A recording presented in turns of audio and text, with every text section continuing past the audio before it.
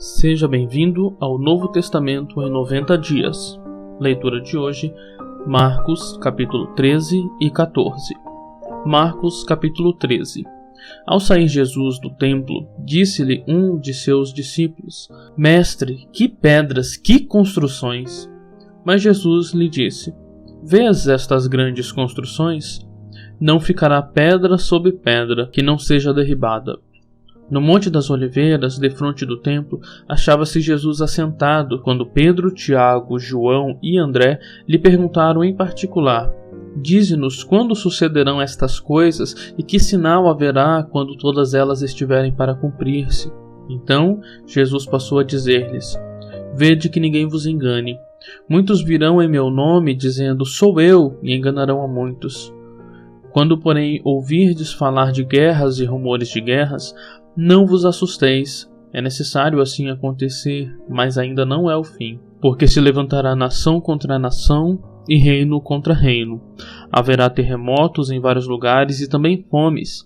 Estas coisas são o princípio das dores. Estai vós de sobreaviso, porque vos entregarão aos tribunais e às sinagogas. Sereis açoitados e vos farão comparecer à presença de governadores e reis por minha causa, para lhes servir de testemunho. Mas é necessário que primeiro o Evangelho seja pregado a todas as nações. Quando, pois, vos levarem e vos entregarem, não vos preocupeis com o que haveis de dizer, mas o que for concedido naquela hora, isso falai, porque não sois vós os que falais, mas o Espírito Santo. Um irmão entregará à morte outro irmão, e o pai ao filho. Filhos haverá que se levantarão contra os progenitores e os matarão. Sereis odiados de todos por causa do meu nome. Aquele, porém, que perseverar até o fim, esse será salvo. Quando, pois, virdes o abominável da desolação situado onde não deve estar, quem lê entenda, então os que estiverem na Judéia fujam para os montes. Quem estiver em cima, no eirado, não desça nem entre para tirar da sua casa alguma coisa. E o que estiver no campo, não volte atrás para buscar a sua capa. Ai das que estiverem grávidas e das que amamentarem naqueles dias.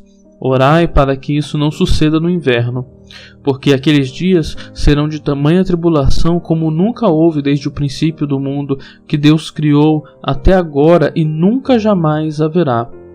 Não tivesse o Senhor abreviado aqueles dias e ninguém se salvaria, mas por causa dos eleitos que ele escolheu, abreviou tais dias. Então, se alguém vos disser: Eis aqui o Cristo, ou ei-lo ali, não acrediteis, pois surgirão falsos cristos e falsos profetas operando sinais e prodígios para enganar, se possível, os próprios eleitos. Estai vós de sobreaviso, tudo vos tenho predito. Mas naqueles dias, após a referida tribulação, o sol escurecerá, a lua não dará sua claridade, as estrelas cairão do firmamento e os poderes dos céus serão abalados. Então verão o Filho do Homem vir nas nuvens com grande poder e glória, e ele enviará os anjos e reunirá os seus escolhidos dos quatro ventos, da extremidade da terra até a extremidade do céu. Aprendei, pois, a parábola da figueira. Quando já os seus ramos se renovam e as folhas brotam, sabeis que está próximo o verão. Assim também vós, quando virdes acontecer estas coisas, sabei que está próximo às portas. Em verdade vos digo que não passará esta geração sem que tudo isso aconteça. Passará o céu e a terra, porém as minhas palavras não passarão. Mas a respeito daquele dia ou da hora ninguém sabe, nem os anjos do céu, nem o Filho, senão o Pai. Estai de sobreaviso, vigiai e orai, porque não sabeis quando será o tempo. É como um homem que, ausentando-se do país, deixa a sua casa, dá autoridade aos seus servos, a cada um a sua obrigação, e ao porteiro ordena que vigie. Vigiai, pois, porque não sabeis quando virá o dono da casa, se à tarde, se à meia-noite, se ao cantar do galo, se pela manhã, para que, vindo ele inesperadamente, não vos ache dormindo. O que, porém, vos digo, digo a todos: vigiai. Capítulo 14. Dali a 2 dias era Páscoa e a festa dos pães asmos. E os principais sacerdotes e os escribas procuravam como prenderiam a traição e o matariam, pois diziam: não durante a festa, para que não haja tumulto entre o povo. Estando ele em Betânia, reclinado à mesa, em casa de Simão o leproso, veio uma mulher trazendo um vaso de alabastro com um preciosíssimo perfume de nardo puro e, quebrando o alabastro, derramou o bálsamo sobre a cabeça de Jesus.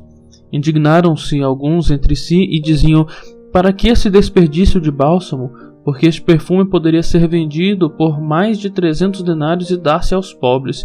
E murmuravam contra ela. Mas Jesus disse: deixai-a, por que a molestais?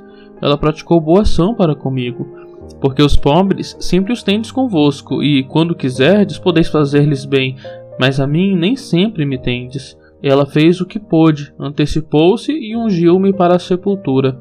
Em verdade vos digo, onde for pregado em todo o mundo o evangelho, será também contado o que ela fez para a memória sua. E Judas Iscariotes, um dos 12, foi ter com os principais sacerdotes para lhes entregar Jesus. Eles, ouvindo-o, alegraram-se e lhe prometeram dinheiro. Nesse meio tempo, buscava ele uma boa ocasião para o entregar. E no primeiro dia da festa dos pães asmos, quando se fazia o sacrifício do cordeiro pascal, disseram-lhe os seus discípulos: onde queres que vamos fazer os preparativos para comeres a Páscoa? Então enviou 2 dos seus discípulos, dizendo-lhes: ide à cidade, e vos sairá ao encontro um homem trazendo um cântaro de água. Seguiu e dizei ao dono da casa onde ele entrar que o Messias pergunta: onde é o meu aposento no qual hei de comer a Páscoa com os meus discípulos? E ele vos mostrará um espaçoso cenáculo mobilado e pronto. Ali fazei os preparativos. Saíram, pois, os discípulos, foram à cidade e, achando tudo como Jesus lhes tinha dito, prepararam a Páscoa. Ao cair da tarde, foi com os 12. Quando estavam à mesa e comiam, disse Jesus: em verdade vos digo que um dentre vós, o que come comigo, me trairá. E eles começaram a entristecer-se e a dizer-lhe um após outro: porventura sou eu? Respondeu-lhes: é um dos 12, o que mete comigo a mão no prato. Pois o Filho do Homem vai, como está escrito a seu respeito, mas ai daquele por intermédio de quem o Filho do Homem está sendo traído. Melhor lhe fora não haver nascido. E enquanto comiam, tomou Jesus um pão, e abençoando-o, o partiu e lhes deu, dizendo: tomai, isto é o meu corpo. A seguir, tomou Jesus um cálice, e tendo dado graças, o deu aos seus discípulos, e todos beberam dele. Então lhes disse: isto é o meu sangue, o sangue da nova aliança, derramado em favor de muitos. Em verdade vos digo que jamais beberei do fruto da videira, até aquele dia em que o hei de beber novo no reino de Deus. Tendo cantado um hino, saíram para o Monte das Oliveiras. Então lhes disse Jesus: todos vós vos escandalizareis, porque está escrito: ferirei o pastor e as ovelhas ficarão dispersas. Mas depois da minha ressurreição, irei adiante de vós para a Galiléia. Disse-lhe Pedro: ainda que todos se escandalizem, eu jamais. Respondeu-lhe Jesus: em verdade te digo que hoje, nesta noite, antes que 2 vezes cante o galo, tu me negarás 3 vezes. Mas ele insistia com mais veemência: ainda que me seja necessário morrer contigo, de nenhum modo te negarei. Assim disseram todos. Então foram a um lugar chamado Getsêmani. Ali, chegados, disse Jesus a seus discípulos: assentai-vos aqui enquanto eu vou orar. E levando consigo a Pedro, Tiago e João, começou a sentir-se tomado de pavor e de angústia. E lhes disse: a minha alma está profundamente triste até a morte. Ficai aqui e vigiai. E adiantando-se um pouco, prostrou-se em terra e orava para que, se possível, lhe fosse poupada aquela hora. E dizia: Abba, Pai, tudo te é possível. Passa de mim este cálice, contudo não seja o que eu quero, e sim o que tu queres. Voltando, achou-os dormindo, e disse a Pedro: Simão, tu dormes? Não pudestes vigiar comigo nem 1 hora? Vigiai e orai, para que não entreis em tentação. O espírito, na verdade, está pronto, mas a carne é fraca. Retirando-se de novo, orou repetindo as mesmas palavras. Voltando, achou-os outra vez dormindo, porque os seus olhos estavam pesados e não sabiam o que lhe responder. E veio pela 3ª vez e disse-lhes: Ainda dormis e repousais. Basta, chegou a hora. O Filho do Homem está sendo entregue nas mãos dos pecadores. Levantai-vos, vamos, eis que o traidor se aproxima. E logo falava ele ainda, quando chegou Judas, um dos 12, e com ele, vinda da parte dos principais sacerdotes, escribas e anciãos, uma turba com espadas e porretes. Ora, o traidor tinha-lhes dado esta senha: aquele a quem eu beijar é esse, prendei-o e levai-o com segurança.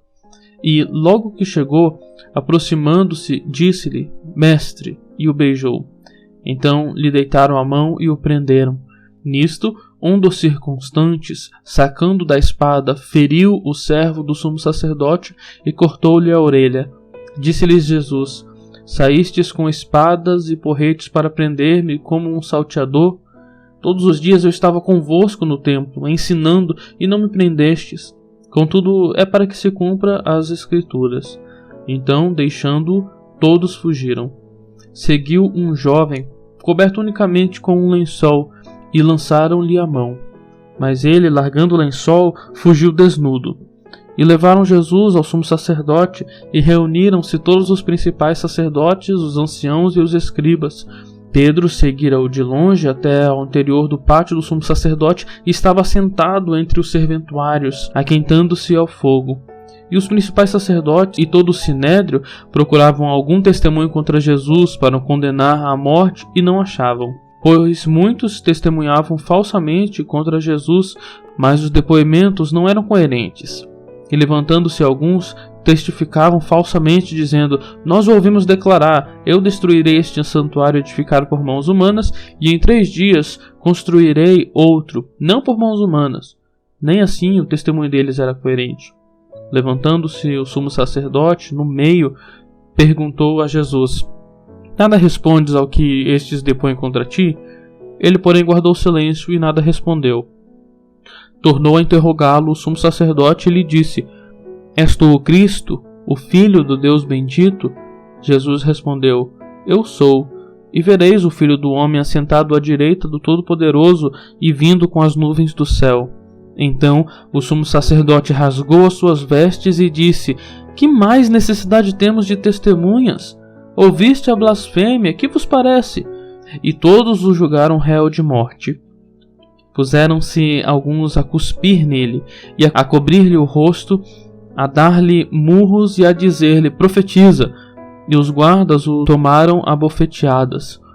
Estando Pedro embaixo, no pátio, veio uma das criadas do sumo sacerdote, e vendo a Pedro que se aquentava, fixou-o e disse: Tu também estavas com Jesus, o Nazareno.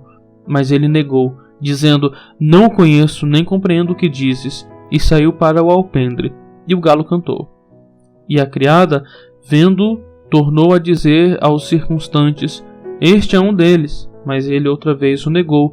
E pouco depois os que ali estavam disseram a Pedro: Verdadeiramente és um deles, porque também tu és galileu.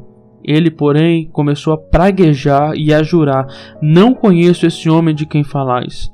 E logo cantou o galo pela 2ª vez. Então Pedro se lembrou da palavra que Jesus lhe dissera: Antes que 2 vezes cante o galo, tu me negarás 3 vezes. E, caindo em si, desatou a chorar. Tenham todos um ótimo dia.